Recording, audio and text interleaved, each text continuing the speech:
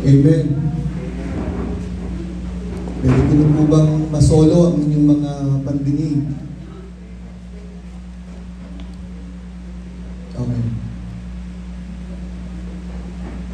Bagong lahat ay salamat sa inyong pagsuporta sa ating naging trip sa Iloilo. Purihin ang Panginoon sa kanyang paggamit sa inyong lingkod together with the team. Okay? Nakasama ko doon. Salamat po. Salamat sa inyong support. Bagamat ako ay nagkasakit, pagdating ko po ng Martes ng gabi, sinalubong ako ni Ora sa airport. May sakit na po ako noon na over fatigue. Sa puyatan, 5 sessions po kasi yung aking personal doon. 5. There is a public demand for us to return. A public demand.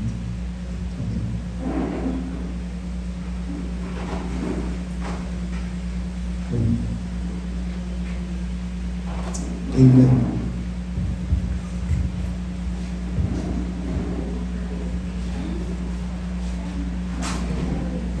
Sa video ko, lagi madalas ako po nakakulay blue. Favorite color ko po kasi yung blue. Marami po akong polo na blue. Pero hindi po ako mahilig sa blue eyes. Baka mabatuhan ako ni Ora. Joke lang po. I love blue. Okay. Amen?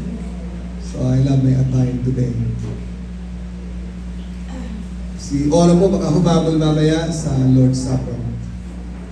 Pag kinaya, so I declared healing and strength para sa kanya-kanya. Okay, so ngayon po itutuloy natin ang aking topic na naiwan. Kung natatandaan niyo pa po, ano pa po ba yung topic kong naiwan nung nakaraan ako yung bago umalis? And then Brother Ernie took my place last Sunday. Kung saan? Ipapaalala ko po sa inyo, alam ko naman tayo pare-parehong malilimutin. Giving? Ba, mukhang hindi ka dito umattend na Sunday ha. O sa akin na giving pala. Tutuwa naman ako talaga yung mga giver, talagang hindi naman ano nila eh. Giving. It's about worship, right? Worship. Okay.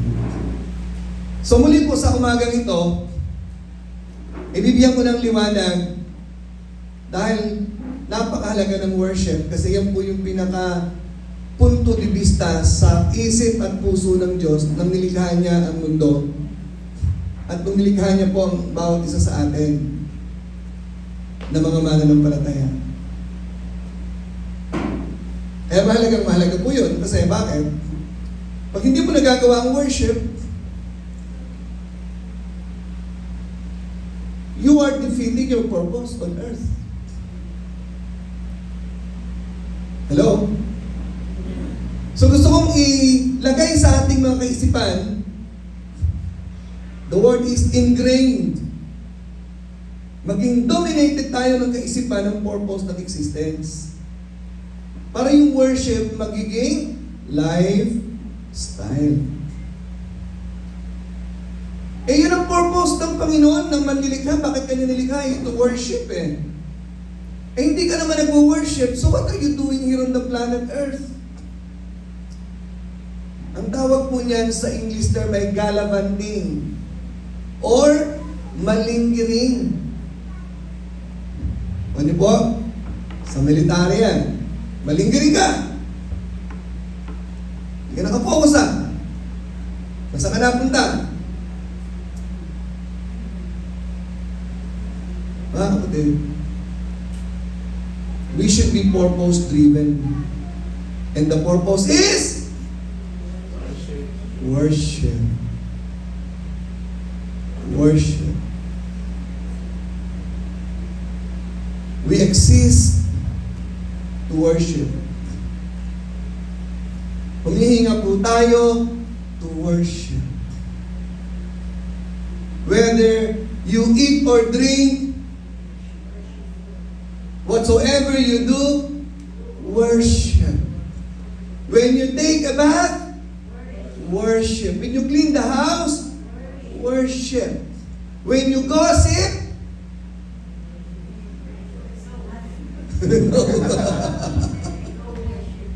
no worship. Right? Everything must be in line with the idea of worship, because that is the very purpose why you are here. When you are broke financially, worship. Getting rich, worship. Hungry, full, worship. That is the purpose of life. Worship. Napakaliwanag po niyan sa Biblia.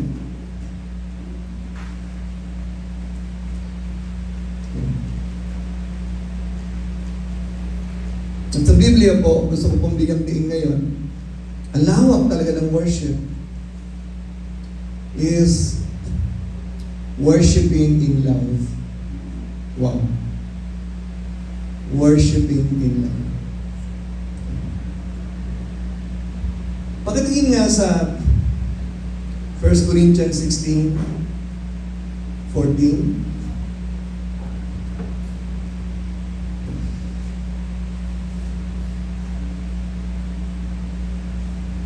Hoy, yan pala yung nakalagay dyan.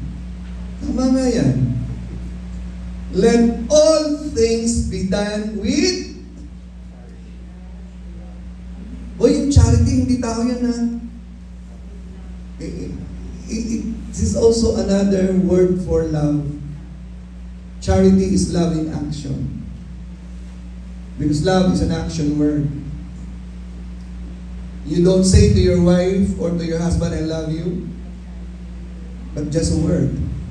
There must be an action. When you say, I love you, better say it with flower.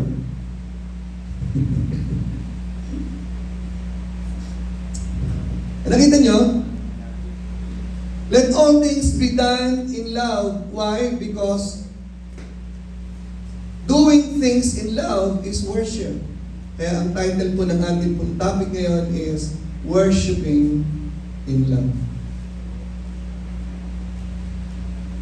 Tingnan po natin yung relationship ng pagsamba at ng love sa Biblia.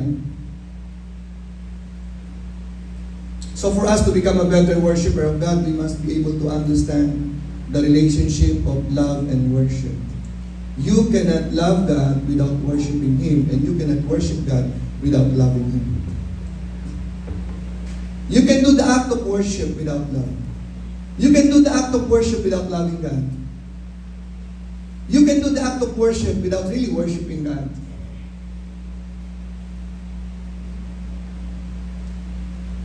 Sinisikap ko na kahit sa kusnasa nagpupunta at may mga umaawit na nagpupuri sa Panginoon, ang puso ko'y nandoon. Kasi if my heart is not into it, I'm not worshiping. Okay. Kaya tuwan-tuwa po si Ora kapag sinasabi ko, "Uy, naiyak ako sa worship niyo." "Uy, talaga nakakatawa, napayakan namin." Oo naman. Always naman, deep in my heart. Kasi walang worship. Pag hindi mo naintindihan yung inaawit niyo, wala lang. Ikaawit ka lang, walang worship. Do all things in love. Kaya ang buhay ng Kristiyano ay puro pag-ibig yan. Dahil worship ang pag-ibig. Hello?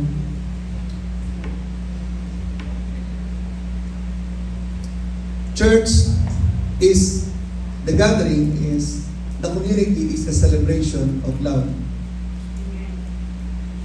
Marriage is a celebration of love. And that is worship. Kung nabubuhay kayo sa pag-ibig sa bahay nyo, there is always worship in the house. Kung walang pag-ibig, walang worship. Naintindihan niyo po yun? Kung wala tayong pag-ibig dito, wala tayong worship. Okay? Amen? Amen, JB?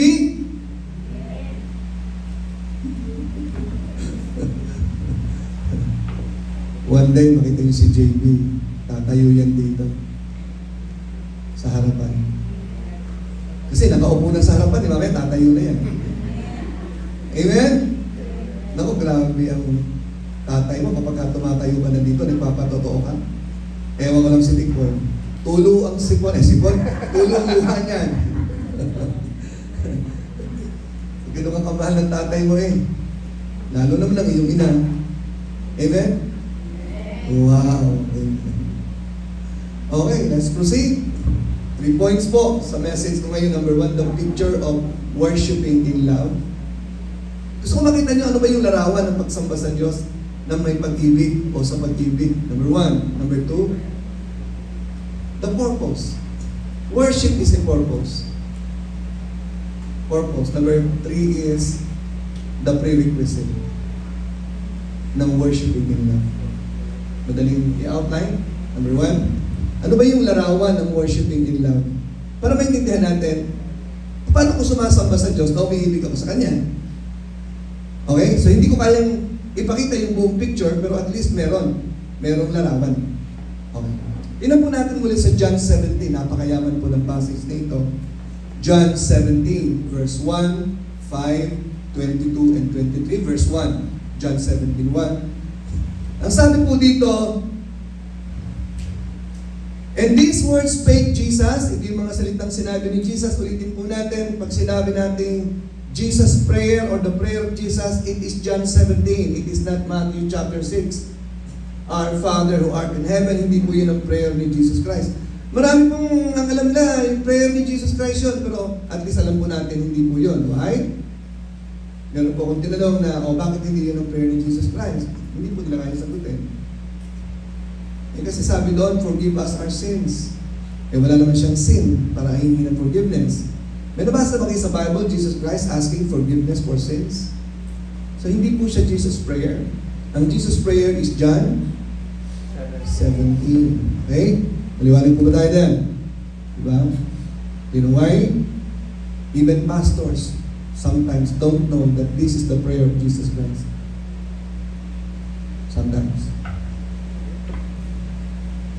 Lifted up his eyes to heaven and said, Father, the hour is come. Ito na yung panahon. Glorify thy Son, that thy Son also may glorify thee. So alam natin yung word na glorify is worship. So niliwanag ko kanina yan sa worship team para maintindihan nyo, okay, yung word na glory. Do you really understand the word glory? Ano ibig sabihin nun? Volunteer dito sa side na ito. Ano ibig sabihin ng word na glory, please? Come on. Shout it out. Oo nga, tinatagalog mo lang. Ano ibig sabihin nun? Ha? Hindi tinataas, hindi po yung glory. Yung word na glory itself, it means value. It means weight. Literally, weight. W-E-I-G-H-T. Value. Okay? So, gusto ko malinaw po yan.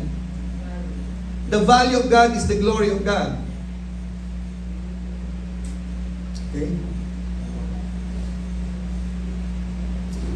Pag sinabi ng Panginoon na nilikha kita sa aking glory, gusto ko liwanagin yan bago tayo magpatuloy. Anong ibig sabihin noon? Isaiah 43:7, pakitingin po natin. Kasi glory, lagi natin binabanggit. Ang hirap po nun, you would always hear the word glory wherever you go, kasi you don't understand that. So hindi nyo makakatch up yung purpose ng life ninyo. So ang sabi po sa Isaiah 43:7, nilikha ka ng Panginoon for His glory. Kung ang glory pala ay value at weight, anong kinalaman niya sa paglikha sa akin? May have your eyes. Nilikha ka ng Diyos for His glory, ibig sabihin nun, you are an extension of His being. You are a reflection of His being, of His character, of His attributes. Yun. Kaya sabi ng Bible, nilikha ko ang mundo for my glory. Ibig sabihin nun, the world itself out of me is an extension of my glory, of my being. The things that we see in the world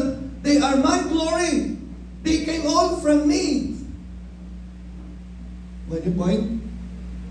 Sa maliwanag, pag sinabing glory, the extension of God's being, I created you for my glory. You are an extension of me. You are a reflector of me. Yun po yung ibig sabihin niya. Amen. So, ang sabi ng Panginoon, balikan natin John 17, sabi ng Panginoong Jesus, glorify thou me, that the Son might glorify thee. So, ibig sabihin, okay, nang ibig sabihin ng glory is value, ibig sabihin, i-value mo ako para ma-value rin kita. Okay?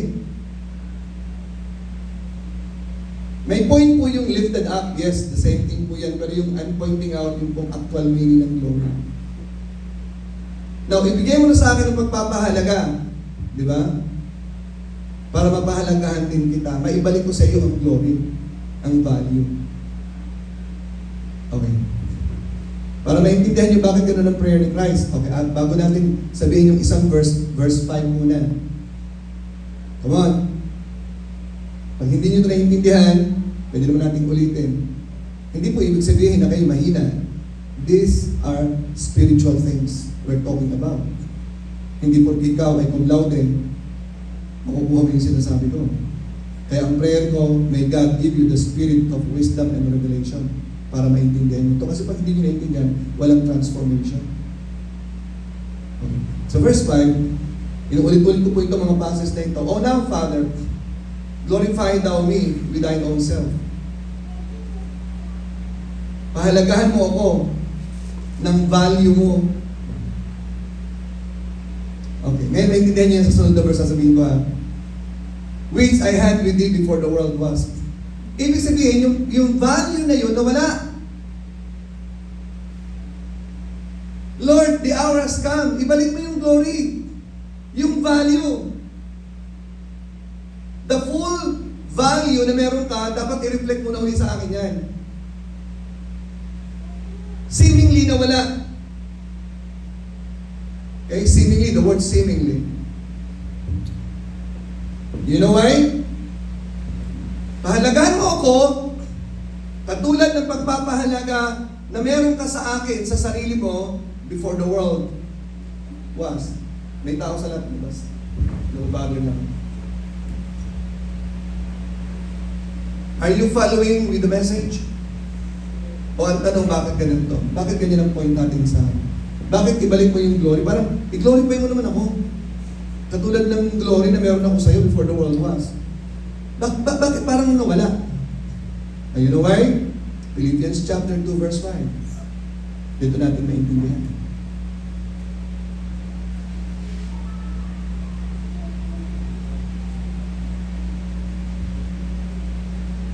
Let this mind be in you, which was also in Christ Jesus. Tuloy natin, verse 6. Let this mind be in you. Christianity is about having the mind of God.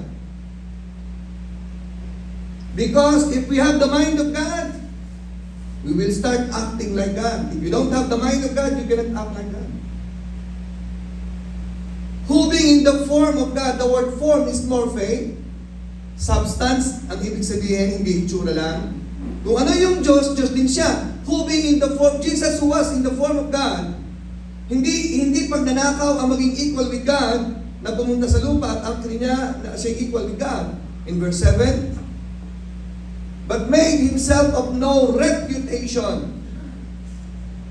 Nasunod pa po ba kayo dyan? Pag sinabing no reputation, alin sabihin nun? The word in Greek is kenosis. Ibig sabihin ng kenosis, self-emptying. Self-emptying. Kaya, ang alam ng iba, hinubad ang kanyang kalwalhatian. Pero hindi po yun ang term sa Tagalog na hinubad ang kanyang gloria. No. He set aside the full exercise of His glory. Kasi kung siya po ay hindi niya isi-set aside ang glory niya, hindi po siya pwedeng isilang sa sabsaban, mga kapatid. Ikaw ang lumikha ng mundo, isisilang ka sa sabsaban? yung pinaka-the best na hospital maybe, o pinakamagandang palasyo, doon kasi sila, kasi you are God. Nilikha mo lang ang mundo eh. Pero bakit siya sasapsapan? Yun ang ibig sabihin yan. But made himself of no reputation. So alam niyo na, the hour is come. Ipapako na ako. Natapos ko na yung dapat na ipagawa mo sa akin in verse John 17. Let's go back. Maliwanag po ba? Bakit ganun ang kanyang mga sinasabi? Glorifying now the Son? Kasi nga, isinet aside niya yung kanyang glory eh. Guess nyo? So pinababalik na, i-glorify mo na ako ngayon. Katulad ng glory na meron ako sa iyo before the world began. Okay? Ano kayo? Naiintindihan mo kayo? Amen. Usap tayo mamaya kung talaga naiintindihan mo ko ha. Okay lang? So kaya yan. Sa verse 4, tingnan natin. I have glorified thee on the earth. Yan ha. Glorify kita. Ngayon naman, i-glorify mo na naman ako. I have finished the work which thou gavest me to do. That is to glorify God. Not himself. Okay? Nagpunta siya rito para i-reflect si God. Yung glory ng Father, not his own glory. Kasi he set aside his glory. Okay. Let's move to verse 22. Keep on worshiping God by focusing on me. And the glory which thou gavest me, I have given them. Yung value mo,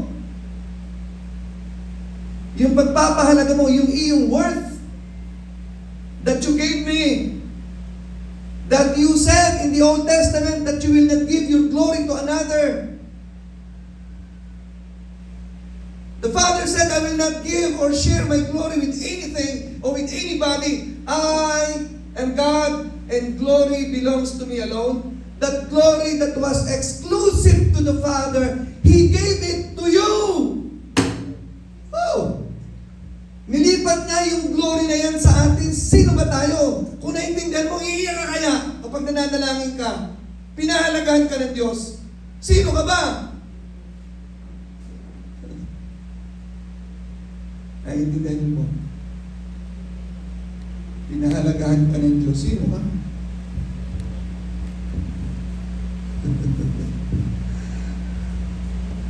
Yung glory na ayaw niyang ibigay kahit kanino, binigay niya sa iyo.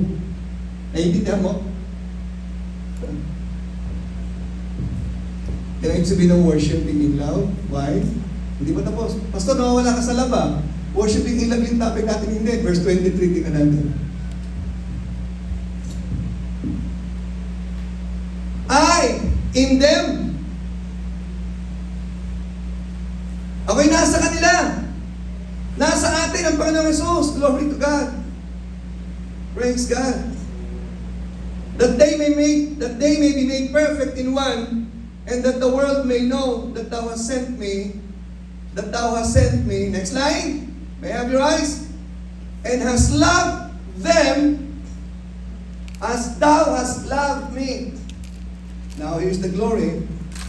Ibig sabihin ng glory pala, worshiping in love, to glorify is to worship. To worship is to exalt, yes. Yung pagpapahalaga mo sa kanila, Father, yung pagpapahalaga mo sa kanila, o yung glory mo na nasa kanila, yung pagpapahalaga mo, yung pag-ibig mo sa kanila, yun din yung pag-ibig mo sa akin. The way you glorify them is the way you glorify me. The glory that you have in them is the same glory that I have from you. Kaya ang ibig sabihin ng pag-ibig ay, ang ibig sabihin ng pagsamba ay pagpapahalaga. At ang ibig sabihin ng pagpapahalaga ay pag-ibig. Nakuha niyo po yung point. So yun po yung gusto kong point, ang picture ng worship. Ang pagpapahalaga ay pag-ibig. At ang pag-ibig ay pagsamba. So, yun po yung objective ko in ilang minutes po ako nagsalita, 20. Just to tell you that to love is to worship and to worship is to love. The Father loving the Son loving the Father. They worship each other. They glorify each other. They value each other. Ano yan? At ang nakakatuwa, isinama tayo sa kaisipan ng worship. Kaya nga tayo ay welcome sa Triune God to be equal, to be among equals.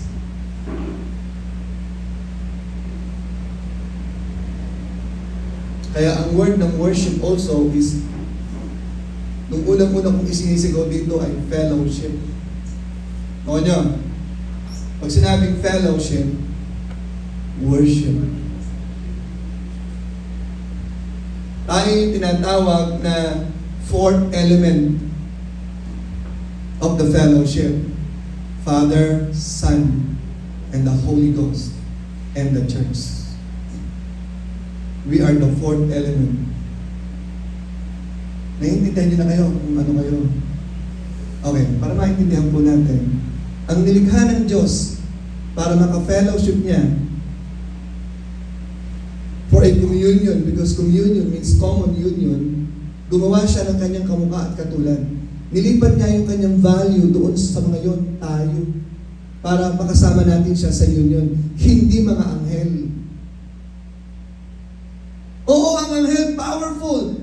They are having supernatural powers. They are bigger, powerful than us. But they are our ministering spirits and servants. That if you know it, angels, they salute to us.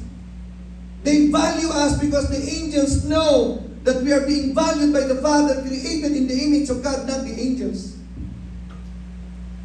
Hindi angels ang papakasalan ng Panginoon sa eternity at makakasama niya as the bride of Christ. Tayo. Sa nakakaunawa, say amen. Amen. At least, may 10. Dagdagan natin. Sino ba nakakaunawa? Amen. Grabe, it's mind-boggling, you know. It's mind-boggling. Sino ako? Wow! Being associated with the Triune God. Pero ang problema, hindi mo naintindihan, ang liit ng tingin mo sa sarili mo kasi. Madali kang ma-intimidate sa mga mayayaman. Beholden ka sa may mga pera. Papuntang impyerno naman. Hindi mo naintindihan kung sino ka.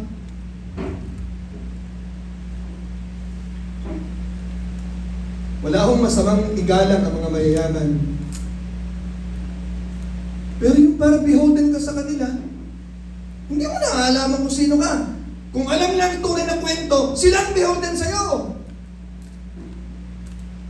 Sila maghahabol sa'yo para magpa-picture-picture. Eh habol ka ng habol, nakakita ka ng mga dignitary, picture. Who are they? We are the elite of the world. We are the royal blood. The blood of the King. The King of Kings is flowing in our veins through Jesus Christ. We are the royal blood. Alam mo yun? Ito.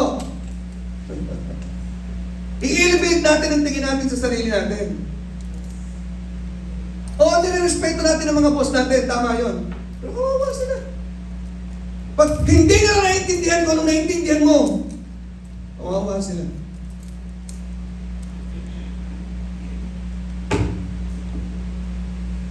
Pag-queen ka dyan, akala mo sikat ka.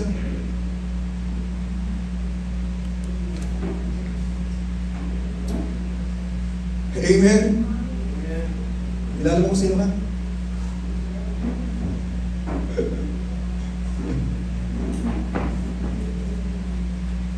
Alam mo na, Kyle. Alam mo na kung sino ka.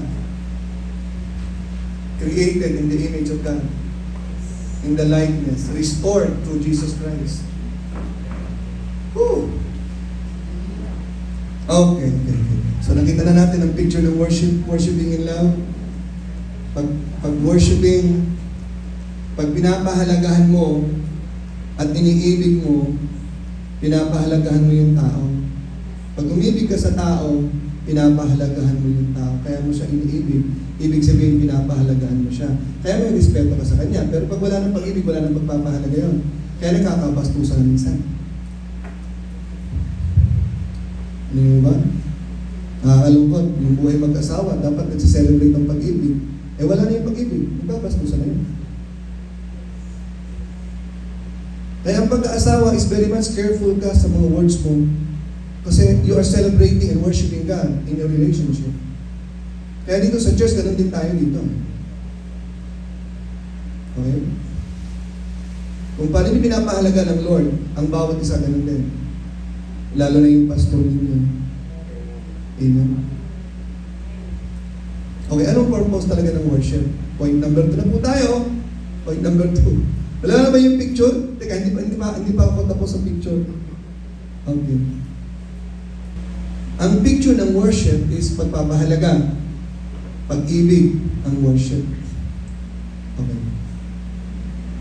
Tingnan po natin sa Bible kapag sinasabing sumasamba ka sa Diyos. May isa pang point ako gusto sabihin sa inyo. May isa pang bagay. Tingnan natin sa John 15:10 and 11. Paano yung pinakita ng Father and Son ang pagsamba o pagpapahalaga sa isa't isa? Lalo na ni Jesus Christ. Sa verse 15, if you keep my commandments, ye shall abide in my love. If you worship me, ang ibig sabihin, okay, ye abide in my love, even as I have kept my Father's commandment and abide in His love. Tayo po ay lumilipat na sa panibagong level. Ibig sabihin nun, mahal ng anak ang ama, minamahal niya ang ama, at ang kapahayagan ng pagmamahal ay ang pagsunod sa kanyang mga salita. Kaya hindi niyo pwedeng sabihin mahal niyo ang Diyos, o mahal natin ang Diyos, kung iibig tayo sa Diyos, sumasamba sa Diyos, wala ka namang pakialam sa kanyang sinasabi. Di ba? Ganun din po sa atin. Ang mag-asawa ganun din. Mahal mo ko, hindi mo naiintindihan sinasabi ko sa'yo. Lagi mo nalilimutan. Anak, akala ko ba mahal mo ako? Ba't di mo ako sinusunod? Ba't di mo ako? Kasi pag sinabing love, worship, may pagsunod. Amen, Vincent? Mahal ko nanay ko, pero lagi naman ako nagdi-disobey. Hindi totoo yan. Christ is a perfect lover of the Father. That's why Christ perfectly obeys the Father. There is an absolute realignment. In verse 11,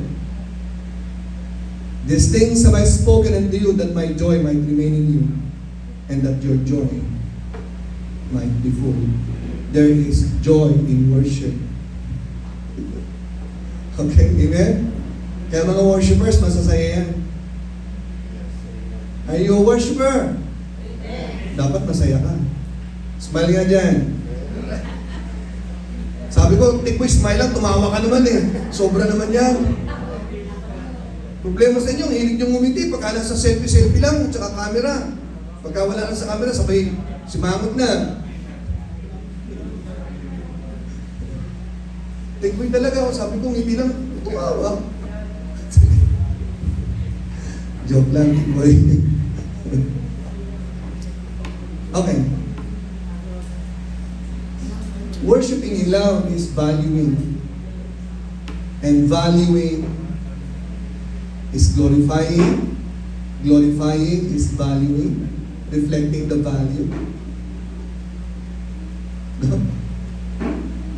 Okay. Finally, point number 2. But before that, one more verse. Para masamba natin ang Diyos, binigay niya ang kanyang glory sa atin. Kasi hindi mo natin siya masasamba, kasi ang pagsamba ay ang pag-reflect ng kanyang glory. Kaya dapat yung glory niya nasa atin. Okay? Kung hindi niya binigay ang pag-ibig sa atin, hindi naman natin siya maiibig. Paano natin siya masasamba? Wala tayong pag-ibig sa puso natin. Kaya yung mga tao hindi tinatahanan ng pag-ibig ng Diyos, walang worship dyan. Kala nila. Punong-puno ang kanilang mga churches pero walang worship nangyayari. Why? They don't have God. And if you don't have God, you don't have the love of God in you. That's why God said, through John, we love Him. The reason why we love Him, we give Him the value, because He gave us the value so that we can value Him in return. Maliwanag ba? Worshipping and loving, they're just the same thing. And obeying. Am I clearer and clearer? You're blessed. Say amen if you're blessed. Amen. Sabi ko, Dick Boy, amen lang, nagpalakpakan na naman. Hindi talaga,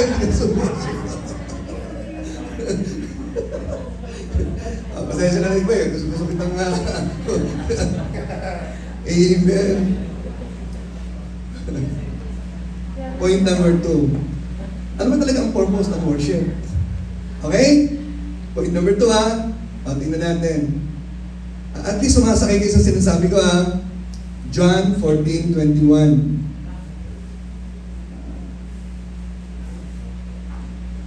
Two things about the purpose. Number 1, He that hath my commandments and keepeth them, he it is that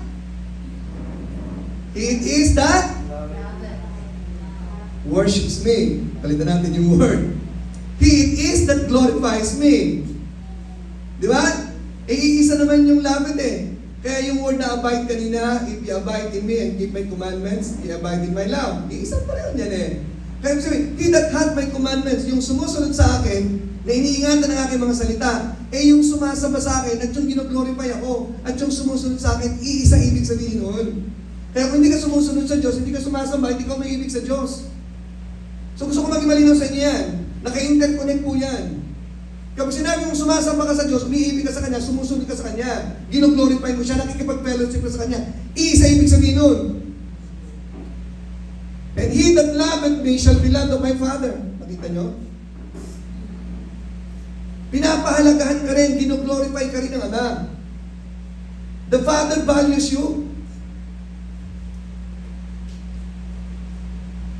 And I will love Him. Ito yung purpose ng worship. Worshiping in love and will manifest myself. Magpapakita ako, I will appear. Magpapasindayaw ako. Magpapakita ako sa Kanya.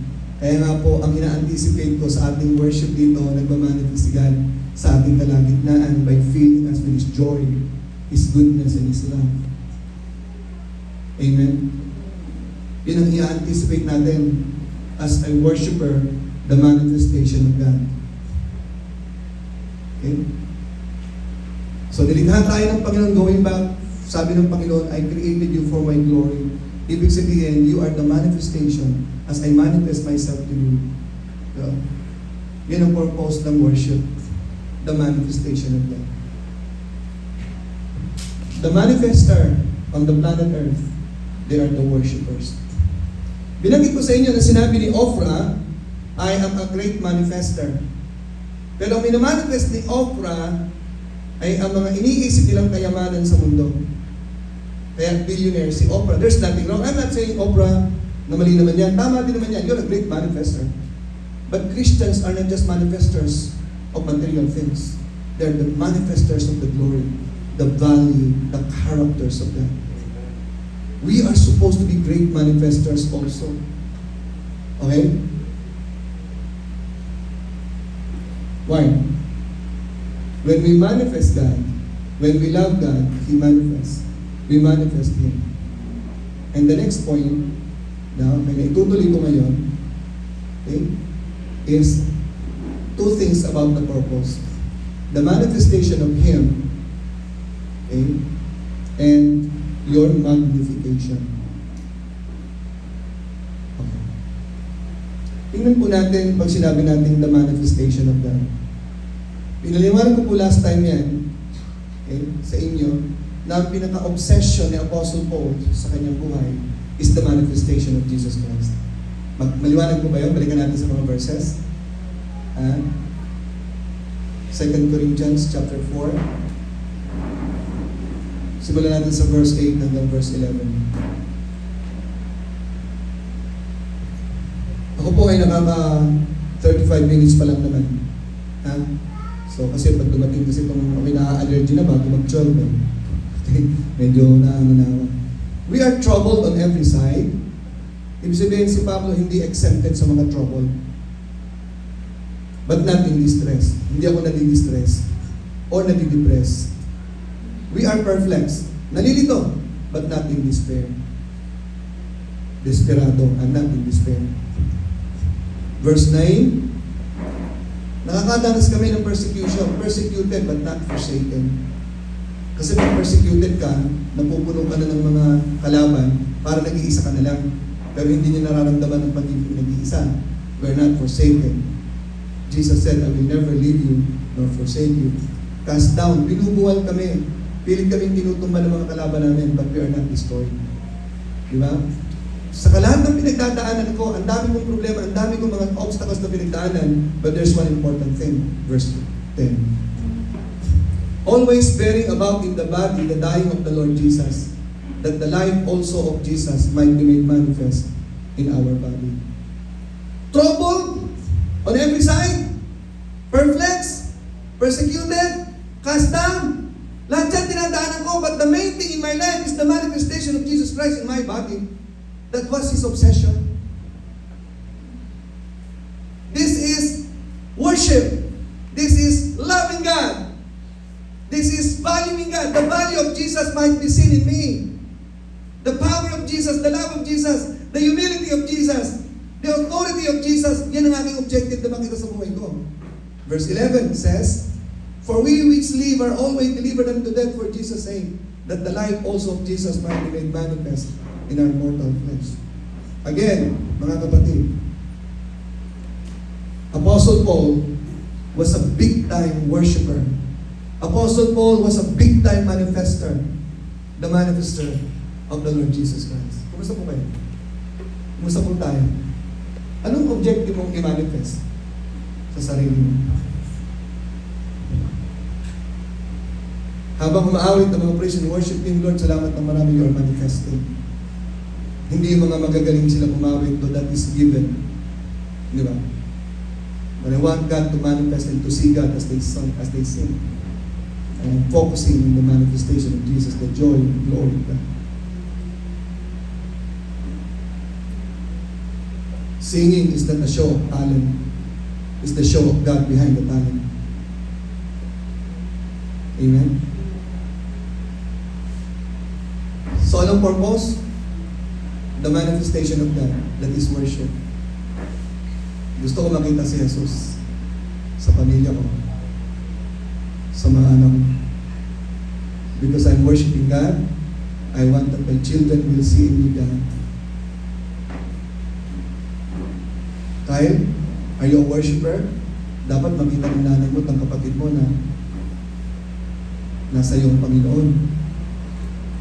Kasi worshiper ka eh. Ngayon, kapag sinasabi mong worshiper ka, hindi makita si Lord sa'yo, yung katamaran mong nakikita, walang glory si Lord, malayo, walang gano'n. Amad ka pa sa bahay eh. Madumi pa. Di ba? Hindi naglilinis. Hello? God is a God of cleanliness. Pag bahay niyo madumi, walang glory si God doon. Cleanliness ang pinag-usapan pag Kristiyano na eh. Hello? Going down to the bottom tayo, ha? The manifestation of God is the intention of God in worship. He created the world for the people to see in the world who God is in all of His creation, the beauty of His creation, the display of His power. Amen? At ngayon, sa iisang buhay mo, kung maging sino ka man, anong pinagdaanan mo, ang iyong layunin at obsession is to display the life of Jesus Christ, and that is worship. No display of Jesus Christ, the worship. You always display your katarayan, your selfishness, yung mga words na binibitawan mo, walang glory si God. You are not displaying the glory of God. Hello? That's the essence of life. 24/7 worship.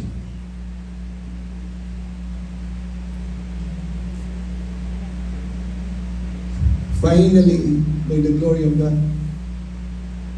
declaring this before everyone, the long time declaration of getting out of poverty has been ended through my declaration of faith. It has been ended. Hindi ako paniniwalaan sa success. Sabi ko, Lord, I am a messenger of success and breakthrough. I'm a messenger of your glory. Tapos ako, pobre. Parang hindi naman siguro sila maniniwala doon. Deliver me, I claim my deliverance from the cycle of this kind of thing. And when I declared that in Iloilo, wow, they're blessed. Amen? And when I was declaring that in Iloilo, God finally delivered me. Amen! Malalim yung sinasabi ko, alam ko, hindi ko nasasakay yun. Later on na lang, maintindihan yung sinasabi ko sa inyo. Glory to God. Okay. Ulit yung sinabi ko kanina, finally, ito ako magtatapos sa message ko. 40 minutes. Wow. No message. Magtatapos. Yung last point ko, next Sunday yan. Then after my preaching next Sunday, Ernie will preach again. Mag-alternate kami ni Brother Ernie. Amen? Alam ko, papalag ka eh. Nandiyan sa specialty mo, isang punjat mo lang yung ko yan. Nasa labas ka na. Ate Boy, sabi ko, ilalabas mo lang yan. Ako nga sasakalin.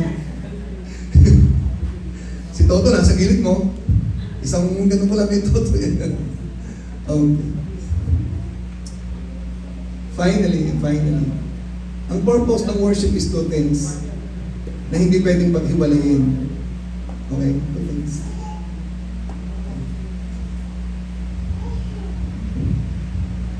Kapag wino-worship niyo si God, inaangat niyo si God. Tama?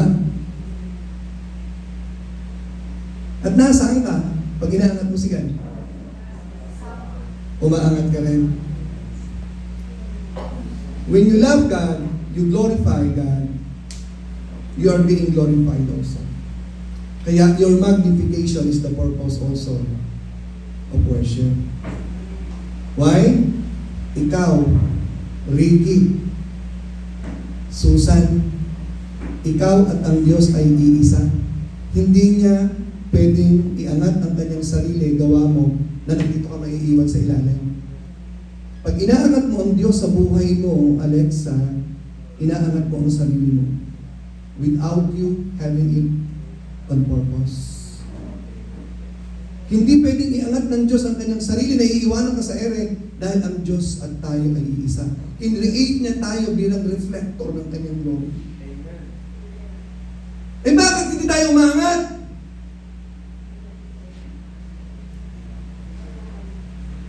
Dahil hindi natin siya inaangat talaga eh. Pastor naman, inaangat ko naman eh. Okay, sorry. Hindi pa lang panahon.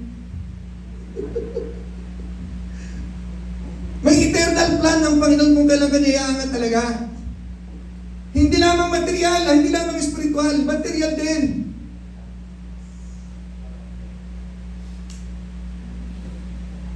Amen? Okay. Dito tayo magtatapos. Kanina pa ako nagtatapos eh. Eto, patapos na to. Okay. Eto, matindi to, Mark. Handa ka makinig, Mark? Amen. Pag sinabing umiibig ka sa Diyos, sumusunod ka, pinakita niya ni Jesus Christ. Okay? Yung kanyang pag-ibig, inihahayag niya yan sa pagsunod sa Ama. Maliwanag, binasa ko sa inyo, may mga verses pa dyan, hindi ko na titignan ha. Kaya siya sumunod. Philippians chapter 2 again, verse 5. Tingnan natin, dito tayo magtatapos. Hoy, magtatapos na po tayo. Pakinggan niyo po ito. Kunti na lang to. Yan. Actually, natuto ako kay Jaya pagka tumutugtog. Ang naalala ko lagi dito, nung maliit pa siya. Look at her now, oh. Wow. Glory to God. Uy, nabumula. Hindi ganyan yan, sanay sa tao yan. Okay. Pero yung tumutugtog natin ng drum, kuya niya yun eh. Next time na yun, next time na yun. Maliliit pa kasi yung mga yan, dito na yung mga yan eh, di ba? May-ari ng banda lang. Banda rito, banda ron. Let this mind be in you, which was also in Christ Jesus. Sinatasan niya ang kanyang glory, di ba? Verse 6, who being in the form of God, di ba? Verse 7, made himself of no reputation, self-denial, okay? And was made in the likeness of men. And being found in fashion as a man, he humbled himself and became obedient unto them. That's an expression of love to the Father. Expression of glory in the Father is to obey the Father. Being obedient, not only obeying God, but obeying unto death. He obeyed unto death. No matter how painful was the death, he became obedient unto death because of love to the Father. And the Father was exalted because His Son, Jesus Christ, exalted the Father by obeying the Father, even unto death. He exalted the Father. And you know what? In verse 9, it says, and wherefore God also hath highly exalted Him. When you exalt the Father, you are also exalted, just like the Lord Jesus Christ, and given Him a name which is above every name. The higher you lift up God, the higher God is lifting up you. Amen? Amen. Verse 10, and at the name of Jesus, every knee should bow of things in heaven and things under the earth. Verse 11, and that every tongue should confess that Jesus Christ is Lord. Still to the worship of God the Father. The more God exalts you, the more you are exalted. And the more you are exalted, the more God is exalted. The business in this life is to worship, to exalt, to obey as we lift up God. And there's no stopping of God lifting you up. There's no stopping of God blessing our lives together. Let it be manifested in the life of grace. Amen? Tayong lahat dito ngayon. Wow! Amen. Glory to God. Glory. Shall we bow our heads in prayer?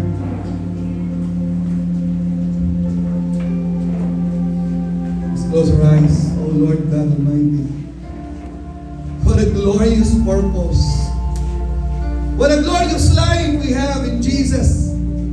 To be exalted by the Father as we exalt the Father. Just like the Lord Jesus Christ.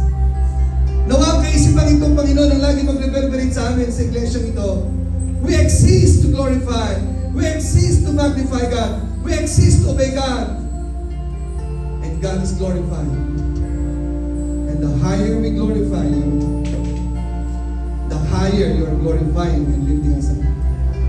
The higher we exalt you, the higher we're exalted, which is the purpose of worship.